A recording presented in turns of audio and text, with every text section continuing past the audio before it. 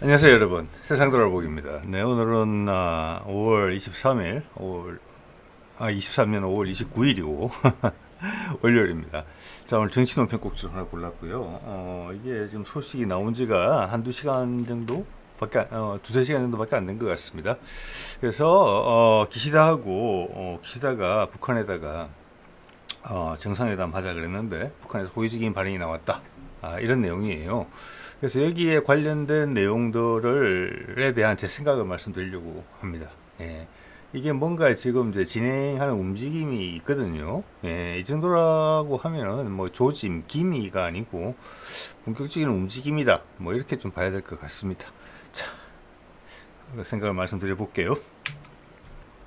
자, 이거는 저는 이 소식을 테레동 비저를 통해서 좀 접했어요. 이 제목은 보면은 일본하고 북한하고 만나지 않을 이유가 없다. 이런 내용이에요. 그래서 국내에 확인을 해봤습니다. 확인을 해봤더니 제가 이제 몇 시간, 한두 시간 전이죠. TV 뉴스에는 아직 오늘이 이제 휴일이라서 그런지, 오늘 대체 휴일이잖아요. 소식이 없었고, 한국 일보에서 있었어요. 5시 15분에 나온 건데 보시다시피 댓글도 없고 뭐 좋아요 싫어도 없어요. 예. 일본 특파원 이름으로 나왔는데 일본에 좀 전에 보여드렸던 그 기사하고 맥락이 같아요. 북일 고위급 회담 기시다 제안을 했고 북한은 거기에 대해서 만나지 못할 이유가 없어. 이게 핵심 내용이에요. 뭐 여러 가지 사족이 앞뒤로 붙어 있는데 이게 뭐냐 지금. 이런 일이 제가 봤을 때는 이번에 G7 히로시마 회담이 있고 나서 급물살을 타는 것 같거든요. 예. 뭐 이대로 계속 진행될 수도 있겠지만 진행되지 않을 수도 있어요. 작년에도 그랬으니까. 그렇지만 이번에는 좀 더 강력하다. 그리고 미국이 훨씬 체계적으로 접근하고 있다. 작년에 비해서. 이 정도는 돼요. 예. 그 정도 느낄 수가 있어요. 뭐 길로는 가봐야 아는 거고, 그거야 뭐 하늘만 아는 거죠. 예. 자, 그래서 제가 이제 어떤 뉴스들이 나왔나 하고 MBC 뉴스를 검색해 봤더니 아직은 이제 이 기사가 사실 먼저 났어요. 북한이 이제 정찰 위성을 발사하겠다고 예고를 했죠. 예고를 했고 거기에 대해서 이제 강경 반응들이 나오죠. 우리 정부는 뭐 응분의 대가, 일본도 파괴 명령 이랬는데 그 몇 시간 뒤에 북한이 그래 기시다의 제안 환영한다. 기시다도 좋다. 뭐 이런 상황이에요 지금. 앞에 이건 아무것도 아닌 거죠. 그리고 그런 맥락에서 이 사안을 보면 북한이 통보를 했다는 것은 어떻게 보면 기특한 일이고 되게 어떻게 보면 환영할 만한 일이에요. 위성을 쏘는 거면. 아니 ICBM 미국 일본 머리 위로 휙휙 지나간 ICBM 쏘면서도 사진에 안 알려줬잖아요. 근데 이제 인공위성 쏜다면서도 알려주잖아요. 그 전체 분위기는 뭐냐? 뭐 긍정적인 거 특히 일본하고 또 우리의 반응도 이 제목만 봐서는 웃기는 게 상대방이 인공위성 발사한다. 우리도 얼마 전에 인공위성 발사하긴 했죠. 예, 했는데 아니 서울 상공에 용산 대통령실 위를 지나가는 북한의 공격행위인지 정찰행위인지도 모를 무인기가 몇 시간 동안 놀다가도 그걸 하나 어, 무력 대응을 제대로 못했으면서 이건 뭐 어떻게 하겠다는 거 이런 말 자꾸 하면은 무서워지는 겁니다. 갑들어져요 계속. 예, 예. 자, 뭐 그런 건 사족이고요. 자, 이 흐름을 어떻게 봐야 되느냐. 제가 이제는 뭐 조짐이다, 기미가 아니고 본격적이다 이런 말씀을 드렸는데 이제 제 나름의 생각의 틀에서 보건대는 이거하고 큰 관련이 있는 것 같거든요. 이 G7 히로시마 평화공원이죠. 여기가 핵폭탄 떨어지 저기 전 세계에서 유일하게 핵폭탄이 처음 사용된 곳이고 이다음 나가사키 조금 시차를 두고 있었죠. 그래서 여기서 지금 이 행사를 한 거예요. 크게 의도가 있는 것이죠. 예, G7 회담을 얘기한 것은 여기부터 이미 돼 있었어요. 있는데 여기 오는 뭐 정상이라고 해봤자 뭐 주요 진짜 뭐 힘을 쓸 수 있는 정상이라고 하면 캐나다 옆에 프랑스, 일본, 미국, 독일, 영국인데 이것도 자꾸 이제 편향돼 가는 거거든요. 예.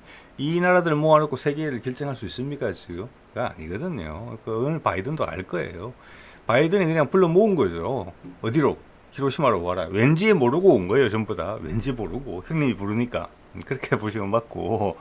5월 19일부터 21일이고 이 평화공원에 가서 뭐 참배도 하고 지금 뒤에 국화 화환을 걸고 사진도 찍었는데 이제 어떤 많은 이제 그런 지적들이 있어요. 해외 언론에 보니까 히로시마가 원폭이 최초로 사용돼서 수많은 사람들이 희생된 곳인데 10만, 20만 명 정도 사망을 했죠. 직접적인 사유로. 거기에 대해서 누구 하나 애틋한 마음, 위로의 마음을 공감하는 지도자는 없었다. 이런 지적이 또 있었어요. 근데 이 사람들의 전체적인 행보, 특히 바이든의 행보를 봤을 때는 비핵화하고는 상관이 충분히 있죠. 예. 여기에 우크라이나의 젤렌스키도 오고 막 그랬지만 여러 가지 이야기가 나오잖아요. 핵심은 제가 저렇게 영어로 적었는데 그거를 제가 이제 나름 번역을 해보자면은 비핵화를 위한 히로시마 선언이에요. 바이든한테는 엄청나게 중요한 징검다리예요. 이게 그 다음 행동을 하기 위해서 온 거죠. 네.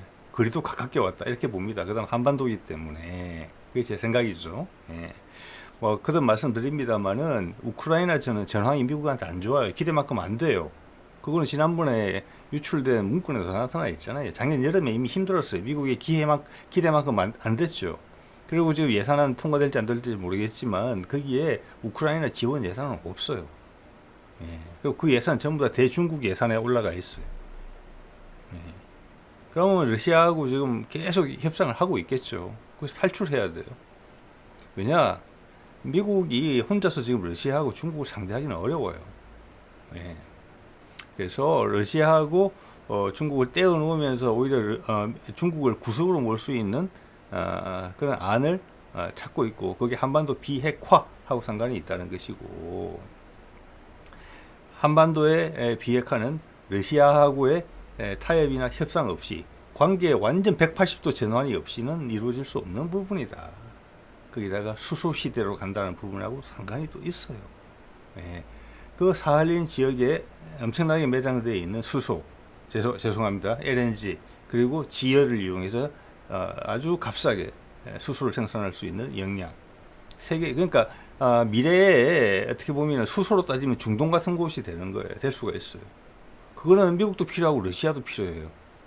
그 딜이 뭐냐? 한반도를 통해서 이루어질 수 있는 것이고 그 사이에 중국을 버릴래 말래 이거하고도 상관이 있는 부분이 있다는 거예요. 그래서 미국이 그런 큰 흐름에서 결정을 했기 때문에 전기차를 내세우면서 중동에서 발을 뺐잖아요. 이렇게. 그렇게 해석될 수 있는 여지가 있거든요. 예. 자, 그런 상황에서 이때 큰 결정이 내려졌고 나머지 여기 있는 사람들은 그냥 형님이 부르니까 왔다 이렇게 제가 보는 이유는 이거죠. 마크롱이 갑자기 돌아가는 길에 이 5월 22일이죠. 5월 21일 날 G7 미팅이 끝났고 그걸 마치고 돌아가면서 갑자기 들른 거예요. 프랑스 지도자 최초로 몽골을 방문했는데 당일 일정이에요. 영부인 행사 다른 거 없어요. 그러니까 뭔가 급한 결정이 내려졌고 예상치 못한 결정이 갑작스럽게 어디서 히로시마에서 누구에 의해서 바이든에 의해서 근데 그게 프랑스 입장에서 싫지 않은 거다. 이해관계가 맞는 부분이다. 그 결정이. 그래서 프랑스가 총대를 메고 일정을 바꾸어가면서까지 그리고 체면을 약간 잃어가면서까지 이렇게 갑작스럽게 방문한 거거든요. 그러니까 프랑스 대통령이 최초로 방문을 하면서 이건 아니죠. 거창하게 하긴 해야 되는데 그걸 감수하고도 남을 만한 충분한 메리트가 있었다. 그래서 들렀다. 이거죠. 네. 자, 그러면서 그 이후에 기시다의 제안이 나온 거죠. 북한에 대해서. 그 미팅 마치고. 자, 마크롱은 마크롱의 숙제를 했고 자기 이해관계도 맞고 지금 기시다는 제가 보기에 기시다는 잘 몰라요. 네, 잘 모르고 시킨 대로 하는 수밖에 없는 지금 상황이에요. 특히 아베가 없어지고 난 다음에는 미국이 지지를 해주지 않으면은 기시다는 그 자리에 있을 수가 없어요. 물론 큰 주춧돌이 하나 빠져가지고 잘못한 자체가 혼란스러울 수 있는데 그 혼란에서 버티게 지켜주는 것도 어차피 회전문 수상이었단 말이에요. 기시다도 처음에. 갑자기 아베가 사라지니까 미국의 힘이 그걸 지켜주고 있다. 이렇게 보는 시각이 있을 수 있거든요. 충분히. 저는 그렇게 봅니다. 예. 아까 다 보여드리지 않았던 밑에 요약 정리한 걸 볼게요. 북한의 박상길 외무부 부상이 차관이 우리 거부를 하면 그런 것 같아요. 담화를 통해서 발표했다. 예. 거기에 대해서 기시다가 좀 전까지만 해도 북한이 인공위성 쏘겠다 그러니까 격추명령? 그런 거 내렸다고 그랬죠. 잠깐 다시 한번 볼까요? 파괴명령이네요. 네. 그걸 내려놓고 몇 시간 있다가 이런 긍정적 반응이 나오니까 화들짝 하는 모습이 기사에서 보이잖아요.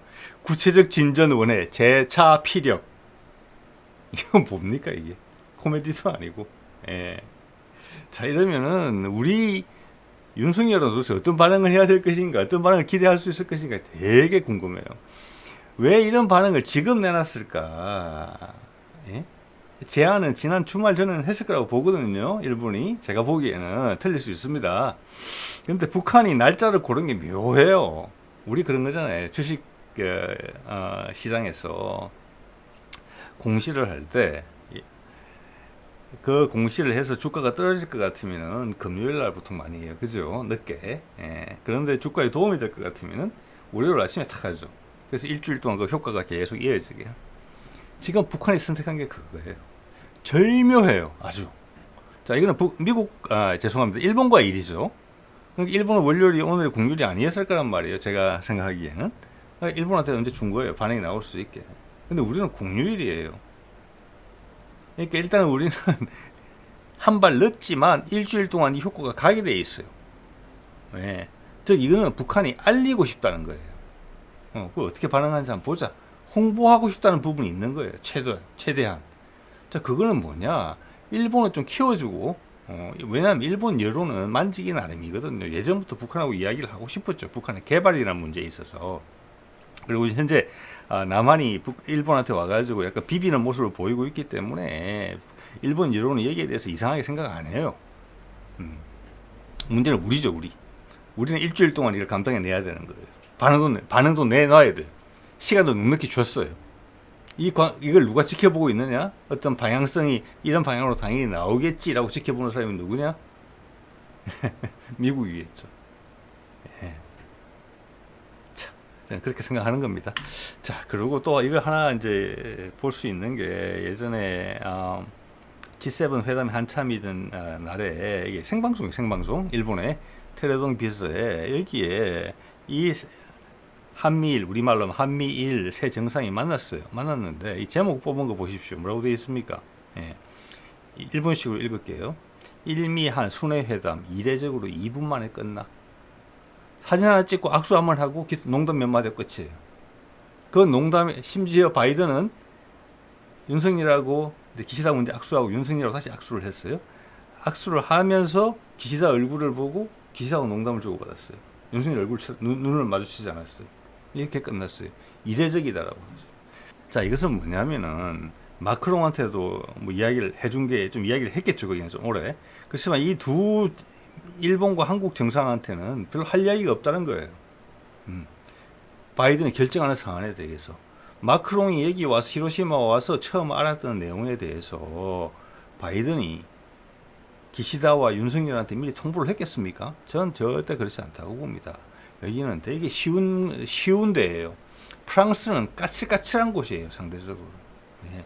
그래도 2분만 대화하고 땡이에요. 통보만 하면 된다는 거예요. 기시다가 그렇게 한 거예요. 윤석열은 어떤 숙제를 맡겼느냐? 지난 작년에 이야기해 놓은 게 있으니까 그대로만 하면 돼. 자, 그러면 이 사안에 대해서 북한의 대응을 봤을 때 이거는 미국도 알고 있고 북한도 알고 있고 기시다도 알고 있고 윤석열은 아는지 모르는지 저는 반반이에요. 하여튼 순위는 제일 늦을 것 같아요. 이 사안에 대해서 기시다가 바로 그 앞이고. 네, 지금 상황은 그래요. 작년에 이렇게 이제 다음에 이제 윤석열한테 지금 올 요구 조건은 뭐냐면은 작년에 이야기한 대로 해. 우리가 이제 신호를 주면은 이대로 움직이도록 해. 네, 그렇게 이야기할 거예요. 예. 자, 그래서 윤석열은 뭐랄까 일본하고의 관계 개선을 통해서 자, 한미일 연합 체제 그리고 거기에서 군사적 안보를 보장받는다. 이런 틀에 대해서 우리 국내에서 그런 부분이 필요하다고 믿는 세력들이 있는 거잖아요. 특히나 동의를 하건 안 하건 있습니다. 그래서 거기에 부응하는 측면이 있다고 생각을 하는데 미국도 옛날에는 그랬죠. 그 생각으로 해서. 그때는 북한을 포위해서 압살할 전략을 갖고 있을 때. 근데 지금 그게 아니에요. 제가 보기에는. 오늘 이 모습을 보면서 느끼는 것은 그래 일본하고 한국하고 친하게 지내. 그 다음 북한하고도 친하게 지내. 이렇게 이야기를 할 것 같아요.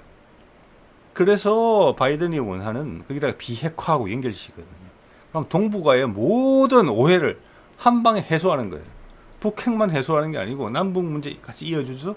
그 다음 일본까지 같이 한 묶음으로 가주는 거예요. 그러면서 미국의 영향권 내에 이게 하는 것이죠. 플러스 북한하고 그렇게 관계 개선이 되려면은 러시아하고 관계 개선이 돼야 돼요. 그 말은 유라시아 경제권을 미국이 발을 담그겠다는 거예요. 엄청나게 큰 딜이죠. 그거는. 지금 그게 필요한 상황이고. 그 전제 조건은 뭐냐? 중국이 배제되는 거죠. 네. 그 정도 제안이면 저는 푸틴이 이걸 받을 수 있다. 충분히 받을 수 있는 사안이라고 생각을 해요. 네. 여기서 이 생각의 고리에서 윤석열은 제일 바깥에 밀려 있고 본인이 거기에 대해서 인지하고 있는지 없는지도 모를 정도고 그 근소한 차이로 그 앞에 있는 게 저는 기시다라고 봅니다. 둘은 비슷비슷해요. 미국의 흐름대로 다 굴러가는 거예요. 지금. 그 흐름은 이전에 만들어졌던 것이죠. 그게 더 강력해지는 거예요.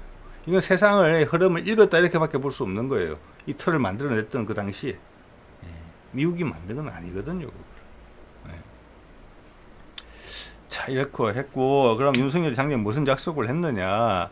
펠로시를 안 만나고 8월 4일인가, 그러다가 일주일간 미국의 맹폭격을 받습니다. 예. 그리고 이렇게 이제 8.15 경축사에서 북한 비핵화 선언만 하더라도 지원을 해주겠다. 즉, 이 말은 뭐냐. 북한이 비핵화를 선언할 이유가 뭐가 있겠습니까? 미국하고 북한 간에 공식적으로 약속을 해서 종전 선언을 하는 거예요. 평화협정을 맺는 거예요. 외교 관계를 가시는 거예요. 시작하는 거예요. 그리고 미국의 투자를 받기 시작하는 거예요. 그게 아니고서는 북한이 비핵화를 선언할 이유가 전혀 없어요. 자, 그런 상황에서는 선언만 하더라도, 준비만 들어가더라도, 뭐 윤회 사찰 다녀와서 뭐 실제 실행 여부를 검토하고 이러면서 시간 가고 티격태격하고 또 감정 상하고 이런 과정이 다 없이 말만 하더라도, 즉 이 말은 미국도 같이 말을 하겠다는 뜻이죠. 미국이 믿는다 그러면 한국이 따라 믿어야 된다. 그리고 너희 나라니까 그게 필요한 인프라 지원을 해라. 이걸 약속한 거예요. 대규모 식량 공급, 발전 인프라, 농업 기술 지원, 의료 인프라, 현대화, 금융 지원 실시 다. 이거를 그 다음 순서는 이걸 가능성이 많다고 보는 거예요. 미국 CIA 국장이 이야기했잖아요. 몇 번 말씀드렸습니다만 이번 여름 전에 우크라이나에서 큰 어떤 반전 카드가 나와야 된다. 그것은 좋은 쪽일 수도 있고 나쁜 쪽일 수도 있는데 우크라이나 입장에서는 지금 봤으면 나쁜 쪽이죠. 우크라이나 입장에서. 자, 러시아와 미국과 협상을 하고 있는 것이죠. 시간상으로 봤을 때 그렇게 해야 된다. 그리고 다음 것을 또 넘어가야 된다. 그게 반전 카드가 들어있는 것이죠. 왜? 내년에 바이든이 재선을 해야 되니까 내년 11월 달 선거에. 자, 미국이 이 그림을 그려낸다면은 한국하고 일본하고 친해지고, 그 다음 미국이 북한하고 친해진다. 수교를 한다. 그리고 한반도 비핵화를 한다. 그래서 남북이 하나로 소통된다. 그래서 미국이 투자를 하고 남한이 인프라를 구축해주고 일본도 투자를 한다. 그리고 거기다가 러시아까지 발을 담그게 된다. 그게 발을 안 담그고는 북한이 움직일 수가 없거든요. 러시아 경제가 살아난다. 사할린 쪽이 살아난다. 수소 경제로 빨리 움직인다. 유라시아 철도가 활발해진다. 프랑스와 독일이 숨통이 튄다. 오래된 대륙 유럽이 살아날 기미가 보인다. 이 정도 분위기를 만든 평화 메시지거든요. 지금 미국이 부족한 게 그거잖아요. 힘에 의한 리더십이 아니고 이제는 공감의 리더십, 희망의 리더십을 줘야 되거든요. 거기에 대해서 지금 중국이 선제 공격을 가해왔잖아요. 예. 그리고 달러에 대한 위기도 있고 분명히. 그래서 그거는 지금 애플이 빠져나오려고 한다. 중국 땅에서. 그게 어디로 갈 것이냐. 이런 분위기로 간다면 북한으로 올 가능성을 배제하기 어렵다. 이렇게 말씀드릴 수 있잖아요. 자, 그리고 대만 선거가 내년 초예요. 예.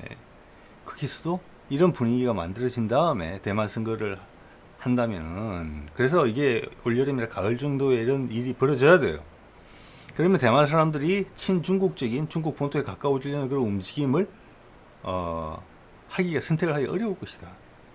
자, 그 정도 되면은 필리핀, 이제 말레이시아, 인도네시아 같이 약간 미국 입장에서 봐서는 삐딱선을 타는 그런 국가들도 영향을 받을 수밖에 없어요. 완벽하게 중국을 포위할 수 있어요. 그 중에서 지금 제일 계산이 안 서는 곳이 지금 사진 속에 있는 이 사람이 현재로 봤습니다. 어디로 튈지 모르거든요. 일단 힘에 눌려져 있는 상황이죠. 네. 그게 제일 불확실성이 큰 요인이에요. 현재 북한의 김정은이 아니고 제가 봤습니다. 네.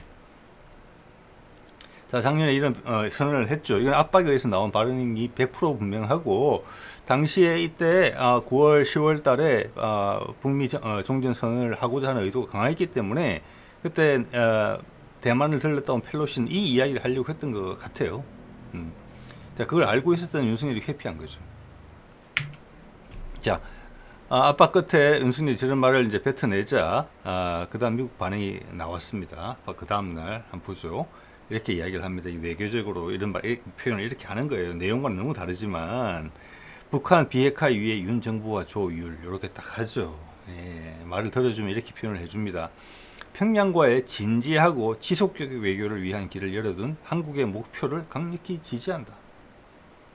이게 처음부터 윤석열 정부 시작했을 때부터 미국의 움직임이었고 입장이었고, 최근에 이제 워싱턴 회담에서 그걸 뭐 외교적 성과로 포장하는 분위기가 있는 것 같은데 말이 안 되는 거죠. 미국의 핵무기를 우리가 뭐 협의체에 만들었다는 거, 그거는 미국 핵무기를 배치해달라니까 안 해준다. 그러면 그 위험할 때 같이 쓰게 해줄 수 있게 우리가 어떻게 보면 의견을 거기다가 넣을 수 있게, 그건 사실 말이 안 되죠. 핵무기의 의미를 뭐 간파하고 있지 못하다는 것은 반증밖에 안 되는데, 그래서 미국이 협의체, 이름밖에 없는 협의체라는 것을 하나 구상해 준 것인데, 그걸 가지고 와가지고 골목마다 플랜카드를 걸 줄은 몰랐습니다. 어쨌거나 미국의 입장은 지금 고정돼 있어요. 미국은 북한에 대해서 한 번도 여러 가지 이제 새로 들어선 남한 정부가 여러 가지 태도를 취했지만 한결같이 이건 지켜온 측면이 있어요. 이제는 이걸 행동으로 옮기려고 해요. 여부에는 훨씬 꼼꼼하게 한다는 말씀을 드린 거예요, 지금. 마크롱? 왜냐, 작년에 몽골에서 할 가능성이 많았기 때문에 그렇게 된 거죠. 그럼 기시다. 작년 이때 이후 윤석열은 완전히 미국의 손아 속에 들어갔다고 봅니다. 그렇지만 불안한 거예요. 그거는 그런 특성이 있어요, 이 사람이. 왜냐, 이 결정 과정 자체를 모르겠거든요. 어디로 튈지 모르는 결정 패턴을 갖고 있어요. 그래서 꽉 쥐고 있지만 계속 불안한 거예요, 미국은.